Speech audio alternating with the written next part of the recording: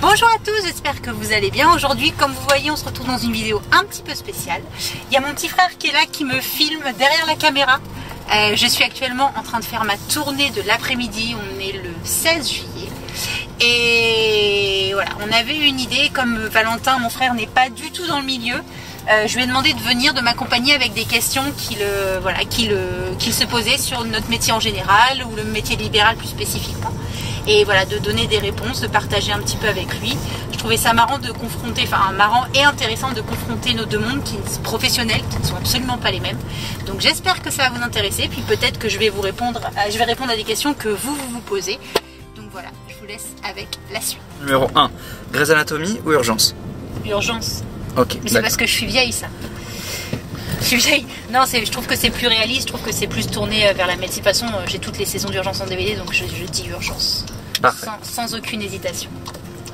Question numéro 2, est-ce que tu pourrais faire un petit récap pourquoi tu as choisi d'être infirmière libérale plutôt qu'infirmière traditionnelle dans un hôpital? Alors, c'est pas moi vraiment qui ai décidé en fait, c'est que je travaillais dans une clinique dans laquelle j'étais très très bien depuis 7 ans. De 2007 à 2014, j'ai travaillé dans une clinique et en 2014, on a décidé avec mon ami d'aller vivre 1 an à La Réunion, sur l'île de La Réunion.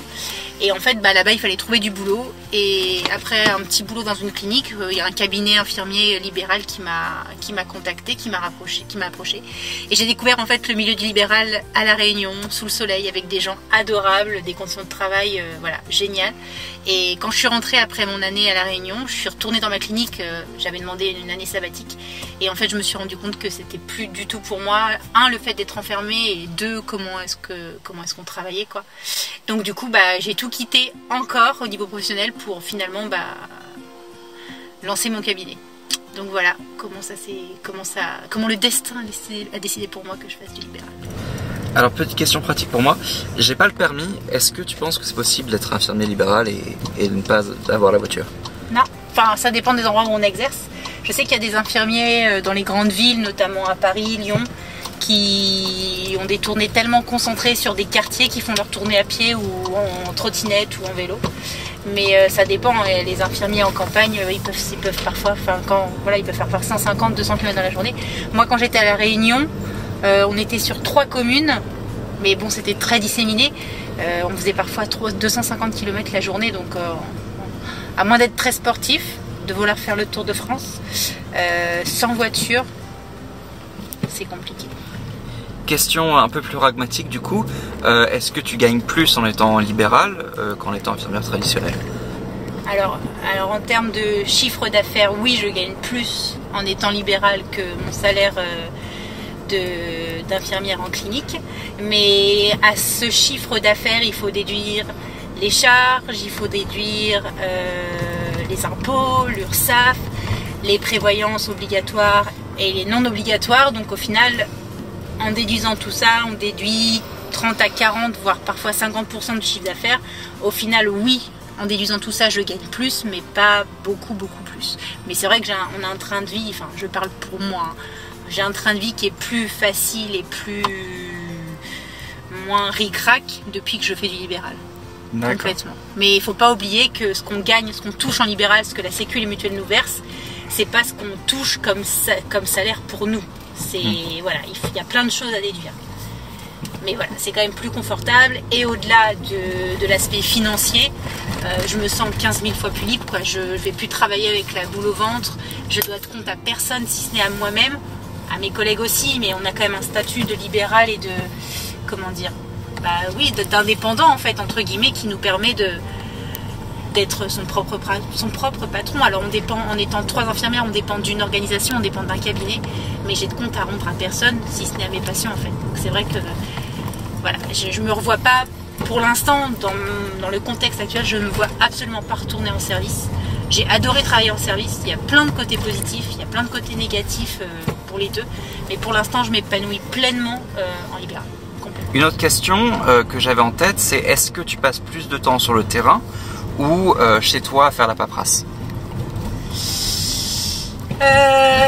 Je passe plus de temps sur le terrain quand même, parce qu'en fait la paperasse en étant 3 infirmières est quand même divisée par 3. C'est une grosse majorité de ma journée. Une grosse majorité de ma journée, je la passe avec les patients. Enfin avec les patients et dans ma voiture, mais quand même avec les gens. Disons que pour une journée comme celle-ci, j'ai travaillé de 6h30 à 13h avec les gens. Donc alternance voiture, temps passé avec les gens, mais quand même. Ce soir, je vais faire à peu près 2 heures avec les patients. Et j'ai passé à peu près 3 heures derrière l'ordinateur à appeler les médecins, tout ça et tout. Donc au final, le travail administratif est conséquent, mais on passe quand même plus de temps avec les gens. Sinon, on sera un secrétaire médical en fait. Mais c'est vrai que c'est une partie du travail que je connaissais pas du tout en tant que salarié, parce qu'en salarié, le travail administratif, il est quand même plutôt succinct. Et là, c'est vrai que c'est vraiment un métier qu'on doit apprendre, tout le côté administratif, la facturation, la gestion du cabinet, la gestion de tout plein de choses. C'est vraiment un travail à part entière. Il faut être polyvalent. D'accord. Une autre question pour toi. Alors, imaginons, je veux devenir infirmier libéral. Qu'est-ce que tu suggères? Qu'est-ce que tu suggères? Que je rejoigne un cabinet ou que je le commence moi-même à 9? Alors, moi, ce que je conseillerais, vraiment, parce que c'est de tenter d'abord en tant que remplaçant l'expérience du libéral pour voir si c'est fait pour vous. Parce qu'il y a plein de gens qui arrivent la fleur au fusil et qui malheureusement ont des désillusions. Je pense que de toute façon, quelle que soit l'expérience ou le métier que vous voulez faire, le métier ou la spécialisation, il faut avoir une idée de ce qui vous attend avant. Pas forcément long, mais essayez quand même d'abord dans un cabinet en tant que remplaçante, puis peut-être en tant que collaboratrice si on vous le propose. C'est très discret. Mais voilà, je pense qu'effectivement, il faut tester avant, quoi. C'est important. C'est important, et encore, méfiez-vous parce que le remplacement ne vous montre pas non plus tout le côté facturation, gestion. Voilà. Moi, j'ai eu cette expérience à La Réunion.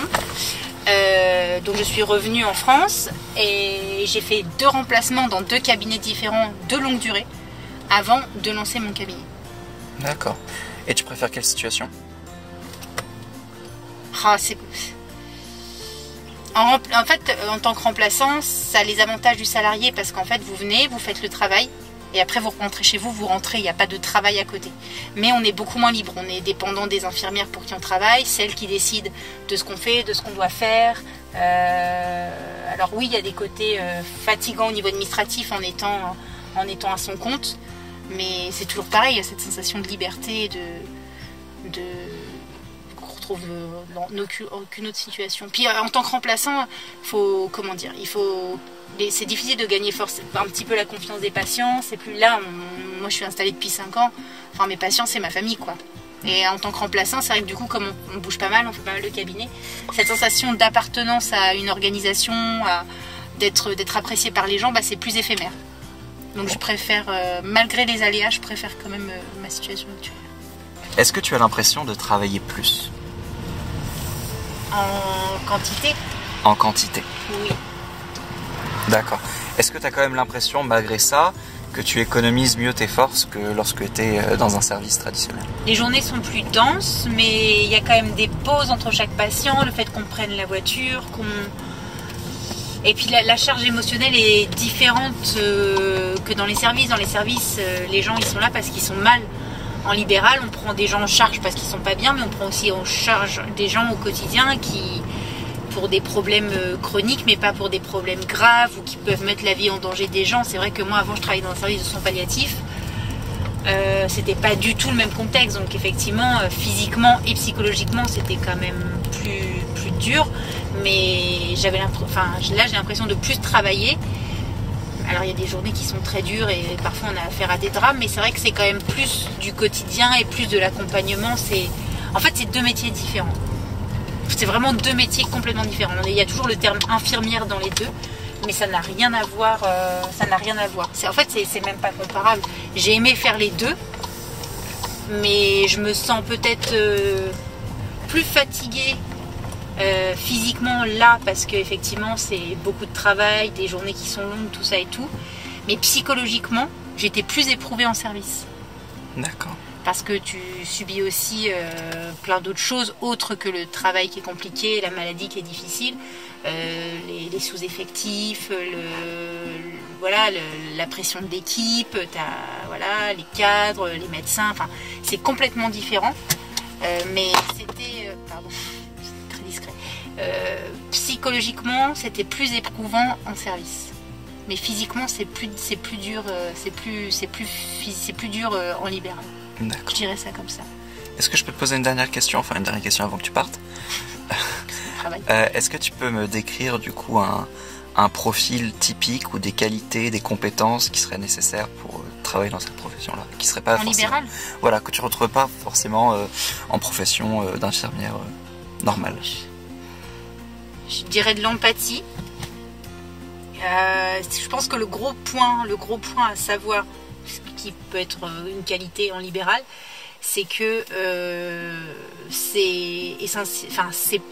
on est plus que des soins, mais c'est le métier en général en fait. Je pense que la qualité numéro 1, c'est de se dire qu'on n'est pas une technicienne, quoi. On n'a pas affaire à des objets, on a affaire à des gens, et ça se vérifie énormément en libéral. Je suis pas garée du bon côté de la route. Non. Je vais changer. Qualité numéro 1, voilà, c'est ça, c'est l'empathie, et de se dire que quelles que soient les difficultés, les coups durs, tout, on a en face de nous des gens qui sont bien plus à plaindre que nous, et voilà, il faut vraiment faire, voilà, je dirais de l'empathie et faire abstraction de ses problèmes pour prendre soin de l'autre. Est-ce que tu pourrais me décrire les 5 soins, ou un nombre de soins que tu veux, mais qui serait plutôt autour de 5, les plus communs que tu fais au quotidien en tant que libéral, et que tu ne ferais pas nécessairement en tant qu'infirmière? Ah bah non, c'est forcément des soins que tu fais en tant qu'infirmière. Mais est-ce qu'il y en a que tu fais plus qu'en tant qu'infirmière? Les 5 soins que je ferais le plus, c'est-à-dire que ceux que je facture le plus dans mon... Je crois qu'il y a des statistiques dans mon logiciel. Je dirais des pansements à tire-larigot, alors de tous les pansements, hein, des pansements post-chir très simples sur des petites cicatrices, et des pansements bien dégueux, d'ulcères, bien crades, voilà, enfin, vraiment de tout. Je dirais pansements sous-cutanés, que ce soit antico, EPO, voilà. Ensuite, les prises de sang. Alors les prises de sang, j'en fais forcément plus qu'en étant en service, parce que la clinique où je travaillais, c'était le labo qui faisait les prises de sang. Nous, on les faisait pas. Donc forcément, les prises de sang, c'est ce que je fais plus que avant. 3, 4, pas mal de perfs. A contrario, je fais presque plus de perfusion au domicile que à la clinique. Et le 5e, je dirais des toilettes. D'accord. Autre question, quels sont les 5 plus beaux objets que tu as volés dans les appartements ou les maisons des patients? Rien. C'est ça. Les meilleurs cadeaux que tu as pu recevoir?